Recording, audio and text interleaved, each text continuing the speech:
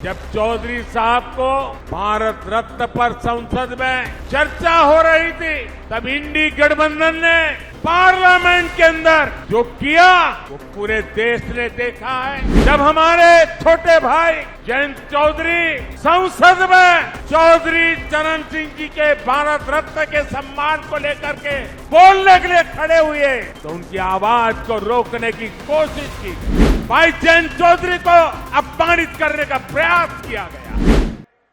ना देश के जवानों का हित सोच सकते हैं, ना ही देश के किसानों का हित सोच सकते हैं, ना ही देश के मछुआरों का हित सोच सकते हैं।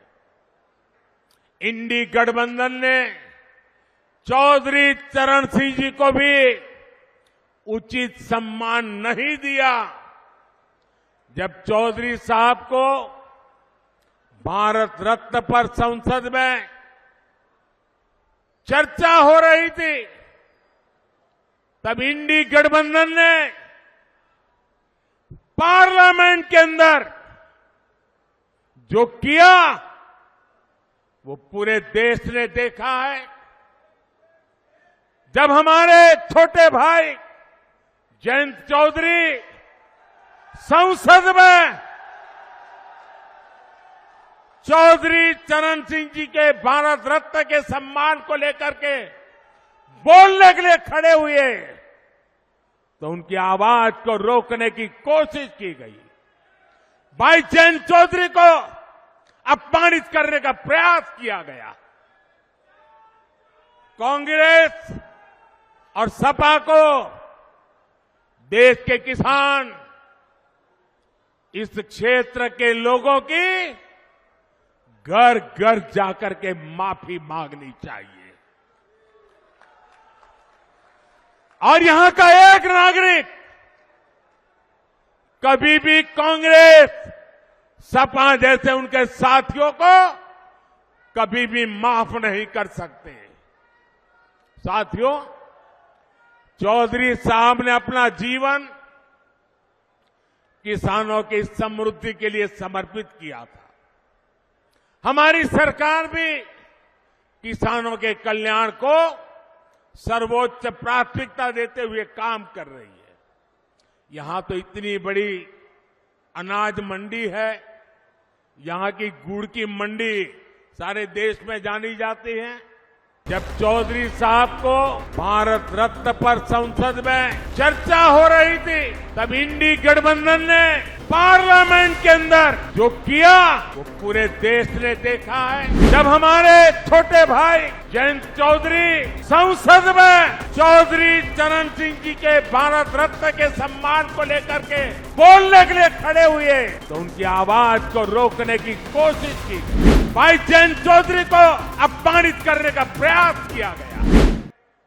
ना देश के जवानों का हित सोच सकते हैं, ना ही देश के किसानों का हित सोच सकते हैं, ना ही देश के मछुआरों का हित सोच सकते हैं।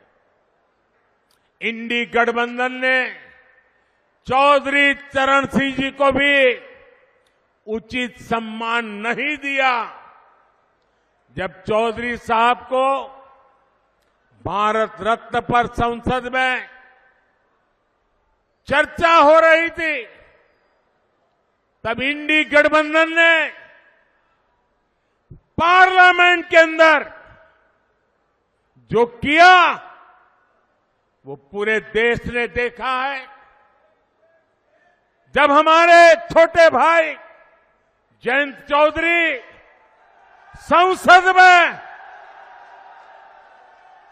चौधरी चरण सिंह जी के भारत रत्न के सम्मान को लेकर के बोलने के लिए खड़े हुए, तो उनकी आवाज को रोकने की कोशिश की गई। भाई जयंत चौधरी को अपमानित करने का प्रयास किया गया।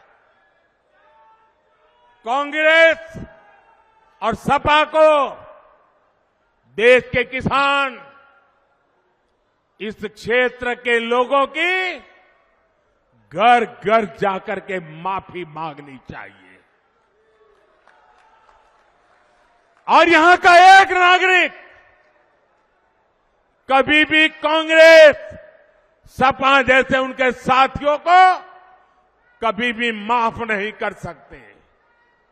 साथियों, चौधरी साहब ने अपना जीवन किसानों की समृद्धि के लिए समर्पित किया था। हमारी सरकार भी किसानों के कल्याण को सर्वोच्च प्राथमिकता देते हुए काम कर रही है। यहां तो इतनी बड़ी अनाज मंडी है, यहां की गुड़ की मंडी सारे देश में जानी जाती है।